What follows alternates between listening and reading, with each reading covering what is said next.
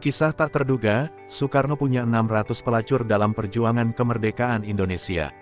Dalam sejarah perjuangan kemerdekaan Indonesia, ada banyak kisah heroik dan tak terduga yang belum banyak diketahui publik. Salah satunya adalah taktik yang diterapkan oleh sang proklamator, Soekarno. Siapa sangka, di balik kejeniusan strateginya, Soekarno memanfaatkan lebih dari 600 wanita tunas susila untuk membantu perjuangan kemerdekaan.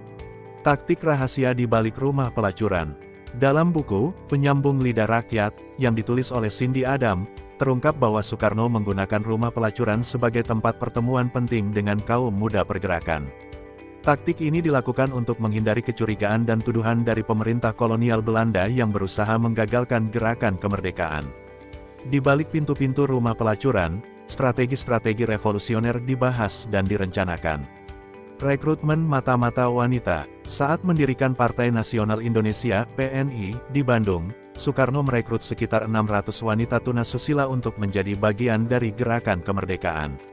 Para wanita ini tidak hanya berfungsi sebagai penghibur, tetapi juga sebagai mata-mata yang sangat efektif. Bagi Soekarno, mereka adalah aset berharga karena mampu menggali informasi penting dari musuh. Bung Karno sangat sayang kepada mereka, karena baginya pelacur adalah mata-mata terbaik di dunia, ungkap Cindy Adam dalam bukunya. Bahkan, Soekarno mengakui bahwa para pelacur ini adalah anggota yang paling setia dan patuh dibandingkan dengan anggota lain yang pernah ia ketahui. Kontroversi di kalangan pergerakan. Tentu saja, taktik kontroversial ini mendapat tentangan dari beberapa anggota pergerakan, termasuk Ali Sastroamidjojo yang kelak menjadi Perdana Menteri. Ali menentang keras ide melibatkan wanita pekerja seks dalam misi mengintai Belanda. Namun, Soekarno bersikeras bahwa ini bukan sekadar masalah moralitas, melainkan strategi efektif dalam perang. Soekarno mengingatkan bahwa pelacur punya peran penting dalam sejarah dunia, kata Cindy Adam. Ia bahkan mencontohkan tokoh-tokoh seperti Madame de Pompadour dan Théroigne de Méricourt dari Perancis, yang memiliki pengaruh besar dalam sejarah.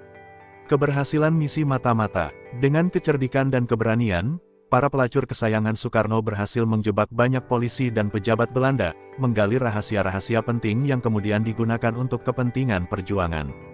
Selain itu, para wanita ini juga memberikan dukungan finansial yang sangat dibutuhkan oleh PNI.